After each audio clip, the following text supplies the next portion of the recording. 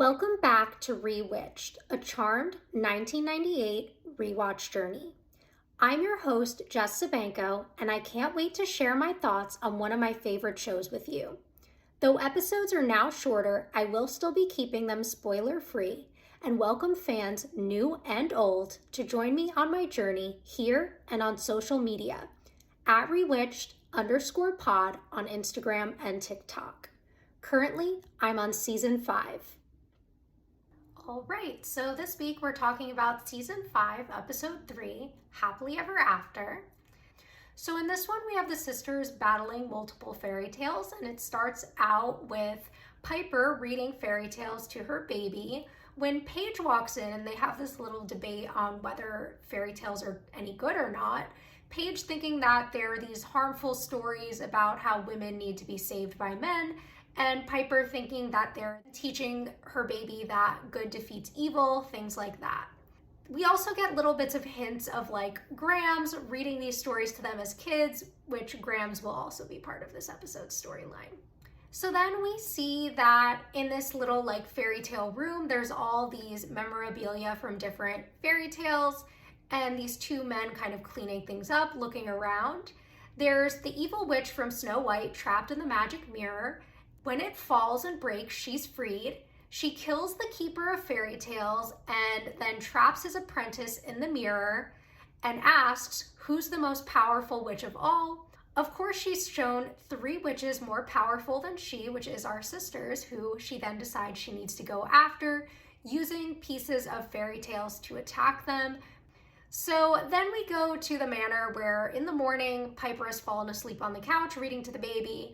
Paige comes in kind of asking about Leo, talking about how she's been working on this protection potion that Grams had started before she passed away and she just can't figure it out. Piper mentions that like she also wishes Grams was around so she had someone to talk to about with her magical pregnancy since she doesn't feel like anyone else can relate to this, which we also see her bring up to Leo later on when she asks if Leo will summon Grams because she tried conjuring her and it didn't work. But then we see that as they're having this conversation, Grams appears in corporeal form because the baby summoned her. Like, wow, the baby's powers are really growing. What can't she do at this point? She can heal herself. She can summon the dead. Like, she's as powerful as her mom, it seems like, maybe even more so. But anyway, then we go to Phoebe's office where we see that Phoebe's gotten a whole bunch of phone calls from Cole. She's really annoyed about this. She's like, call my divorce attorney to her assistant.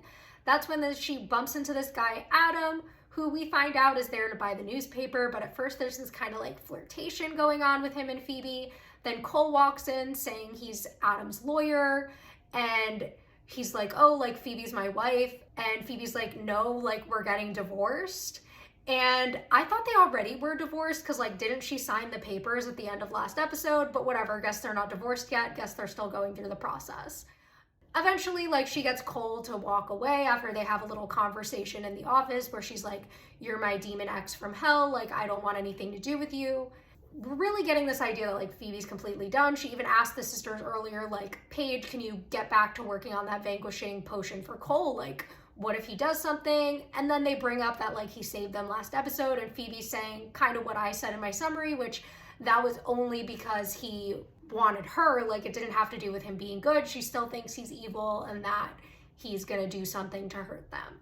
So then we again go back to her talking to Adam after Cole leaves, and he kind of hints that like, oh, like he'll fire Cole or whatever, joking around, and then brings up the idea that he'd like to ask Phoebe to come with him to this charity function that night. Phoebe says she's not really up to it. Then back at the manor, we see that Paige has met Grams and like it's a little awkward because Grams is talking about how beautiful she is and how nice it is to like see her, that she looks just like her mom. And then we see that of course Paige is a little uncomfortable with all of this. She doesn't really like know Grams, obviously. She keeps calling her Mrs. Hallowell, which Grams doesn't like. Then the woodsman arrives, attacks, Piper's able to blow him up. They go up to the attic to try to figure out who it was, Grams mentioning that he looks familiar. Her and Paige start looking through the book, and that's when Piper opens the fairy tale book and says that it's the woodsman from Snow White. And this is when Graham says that, wow, like reading fairy tales to the baby, like at least you're doing something right, because she had called out earlier that Piper wasn't exercising her powers or like doing these warding spells and other things that she apparently should have known to have been doing throughout her pregnancy. And Grams is like, thank God I'm here to help you. But you know, reading fairy tales, that's exactly what she wanted to see. Just before Phoebe's arrival, we see the evil witch appear in the kitchen. She does something to an apple and also leaves this like pink box. Phoebe walks up with the pink box, which contains Cinderella's slippers, and she's like, this is Cole, like he knows this is my favorite fairy tale, he's got to be playing this. Grams and her both think they should just play along with it and like she should put them on. Paige is very against it and kind of wants Piper to side with her, but Piper's like, well, like, you know, if that's what Grams thinks is best. And this is where we really start seeing what Piper will bring up later in her conversation with Leo, which is the fact that like when Grams is there, Piper goes back to this very like childlike season 1 Piper who's very indecisive, who's not the confident woman we've been seeing in the last 2 seasons. Of course, in the last couple of episodes, we've seen Piper struggling very badly, but typically we do see Piper pretty confident, especially when it comes to magic and like what she's able to do. So this is a little bit of a different Piper we're seeing here. Then when Phoebe puts on the shoes, she like transforms into having on this gorgeous outfit and her hair's all curled and she's ready to go to the ball, right? And that's when the shoes start walking on their own and she's like kicking her feet really high, can't control them. So Paige follows after and they end up on a street where this horse-drawn carriage appears and Phoebe stops there and then her feet drag her into the carriage. Paige tries to follow her in, but of course is blown back by magic, and then the carriage starts leaving, and Phoebe basically tells her that like Cole would never physically hurt her, and that like if she needs Leo, she'll call for him, and just to go back to the manor. So then back at the manor, at first they're kind of like worried, but then they decide that one, Paige and Grams will work on a spell to vanquish the evil witch, and that Piper should scry for her, which is what Grams says, and Piper, of course, goes along with it. And we also see that the evil witch is setting something up with that because we see her putting a piece of her own hair into Red Riding Hood's cloak. Prior to them making their decisions about what to do, we did see that Grams tells them that fairy tales are these great retellings of true stories of good versus evil, that there's an original fairy tale somewhere for all of them that kind of determines the way that they're read by others, which is exactly what the evil witch is trying to change by using these props for evil. And this is also when we see Paige really disbelieving in fairy tales, which Leo kind of calls out, like, remember your past life, the evil enchantress, like that was a fairy tale. And Paige very much brings up how that was different, and I guess it is different from the types of fairy tales she's talking about where women need to be saved by men. Then we get this little glimpse a little earlier where Adam was in an elevator and the evil witch shows up and kisses him, telling him to make sure that Phoebe is in the carriage by midnight. So of course he's also part of this curse. As for Paige and Grams, while they're working on the potion, we see that Paige is really impressed that like Grams knows how to do the potion without needing to look in the book, and she mentions that she wrote a lot of the good like potions and spells in the book and that she's gonna help Paige with the protection potion. She asks Paige to go get her a vial, and we see Paige like kind of staring at the apple, but then like snapping out of it and continuing to talk with Grams. And this idea that like she already had a Grams comes up in this conversation where Grams really wants to connect with her, and she's kind of like hoping that she'll have some room in her heart for hers as well. And that's when she does go to get the vials, and when she does, she takes up the apple, bites it. Her hair turns like long and black. She's in this white dress, and she of course is laying on the floor, passed out, Snow White. Just after she bites the apple, we see that this wolf appears in the doorway, like growling at Grams, and then jumps up, eats her, and then we see Grams has become the wolf. She's kind of like doing these weird things with her teeth. And then when Piper and Leo come in back from their adventure, she's like, oh no, she's dead. But going back to Piper and Leo and their grand adventure, so they had gone to the woods, they realize they're off the beaten path, they find the cloak, and Piper takes it with them, and they of course are like, oh no, Grams. And when they get back, they find Paige passed out. As for Phoebe, she goes to the ball where she meets up with Adam, and sees that Cole is also there, and she's kind of like, oh, like, you set this up, you know what I'm doing here with him, you know exactly what's going on, and Cole has no idea because he's not responsible for this. But Phoebe's not willing to accept that just yet. Back at the manor, Leo's trying to heal Paige. It's obviously not working.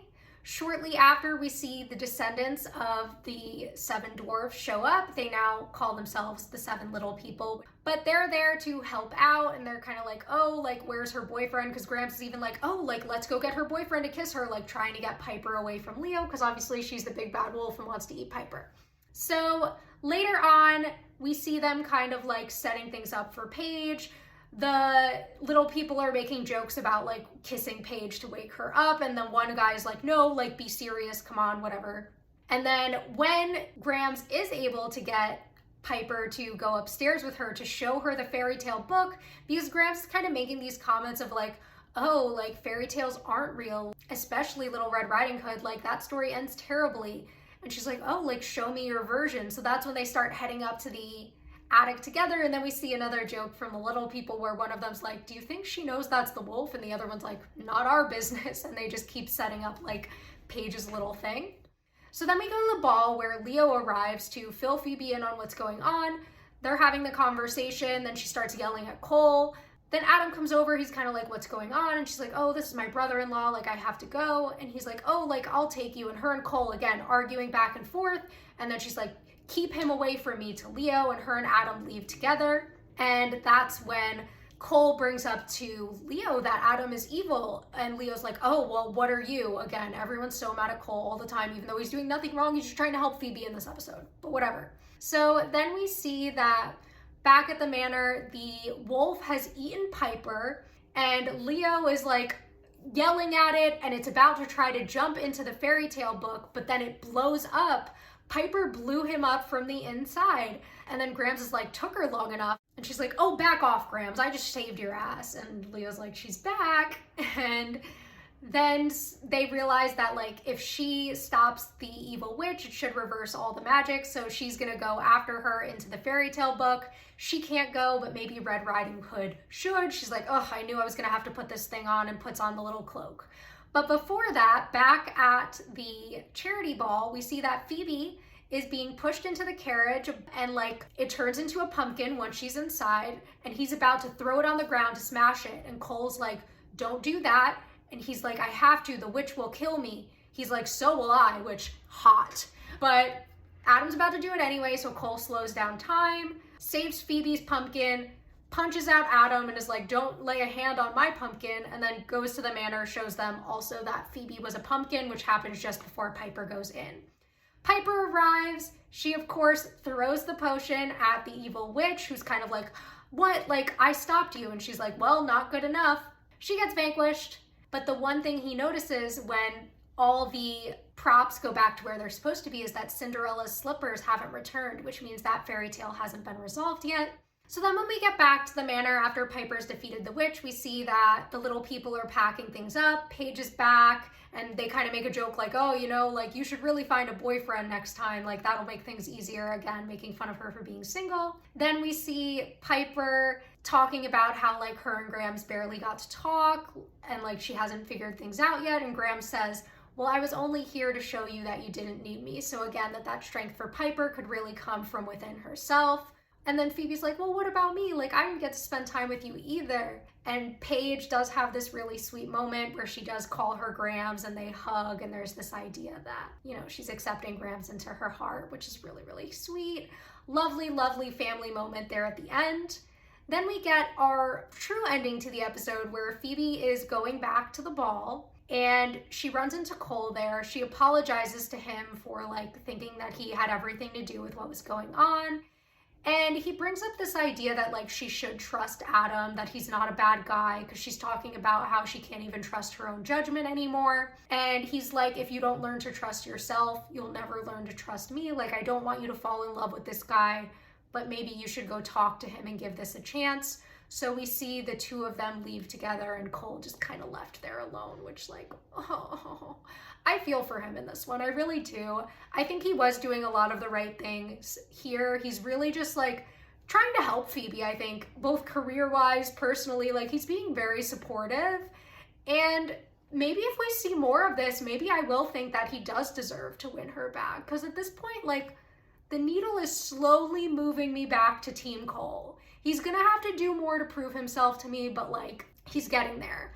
As for Paige, I think it's really cute that at the end she wants to like reconnect with fairytales and again continue growing as a witch, which I think is going to be her main focus this season. Maybe all those hints about her being single will lead to a lot of interest. And as for Piper, again, finding more confidence in herself, hopefully stepping away from a lot of those nerves and anxiety about becoming a magical mother. And yeah, I'm really excited to see what's coming next. Hope you'll join me back next time.